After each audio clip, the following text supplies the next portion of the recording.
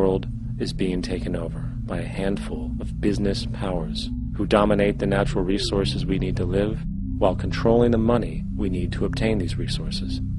The end result will be world monopoly, based not on human life, but financial and corporate power. And as the inequality grows, naturally more and more people are becoming desperate. So the establishment was forced to come up with a new way to deal with anyone who challenges the system. So they gave birth to the terrorist.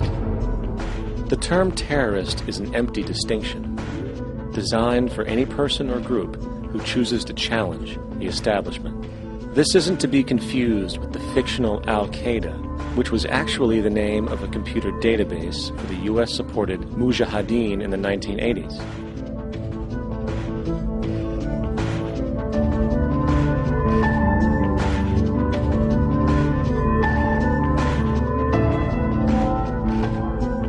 In 2007, the Department of Defense received $161.8 billion for the so-called global war on terrorism. According to the National Counterterrorism Center, in 2004, roughly 2,000 people were killed internationally due to supposed terrorist acts. Of that number, 70 were American. Using this number as a general average, which is extremely generous, it is interesting to note that twice as many people die from peanut allergies a year than from terrorist acts. Concurrently, the leading cause of death in America is coronary heart disease, killing roughly 450,000 each year. And in 2007, the government's allocation of funds for research on this issue was about $3 billion. This means that the US government in 2007 spent 54 times the amount for preventing terrorism than it spent for preventing a disease which kills 6,600 times more people annually than terrorism does.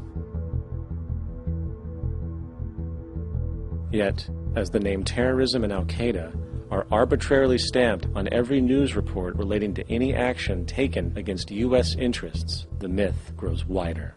In mid-2008, the U.S. Attorney General actually proposed that the U.S. Congress officially declare war against the fantasy. Not to mention, as of July 2008, there are now over 1 million people currently on the U.S. terrorist watch list. These so-called counterterrorism measures, of course, have nothing to do with social protection, and everything to do with preserving the establishment amongst the growing anti-American sentiment both domestically and internationally, which is legitimately founded on the greed-based corporate empire expansion that is exploiting the world. The true terrorists of our world do not meet at the docks at midnight or scream Allah Akbar before some violent action. The true terrorists of our world wear $5,000 suits and work in the highest positions of finance, government, and business. So, what do we do? How do we stop a system of greed and corruption that has so much power and momentum?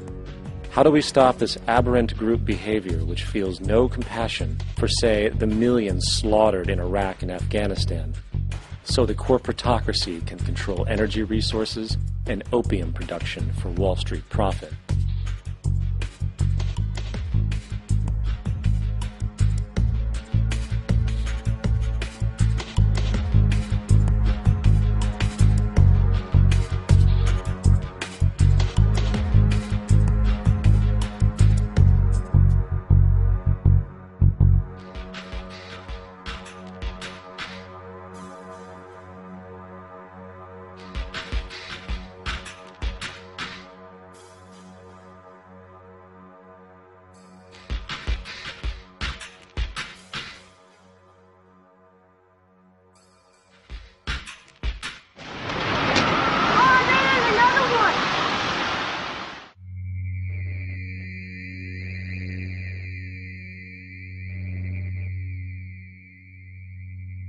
How do we stop a system of greed and corruption that condemns poor populations to sweatshop slavery for the benefit of Madison Avenue? or that engineers false flag terror attacks for the sake of manipulation, or that generates built-in modes of social operation which are inherently exploitative, or that systematically reduces civil liberties and violates human rights in order to protect itself from its own shortcomings. How do we deal with the numerous covert institutions such as the Council on Foreign Relations, the Trilateral Commission, and the Bilderberg Group, and other undemocratically elected groups which, behind closed doors, collude to control the political, financial, social, and environmental elements of our lives? In order to find the answer, we must first find the true underlying cause.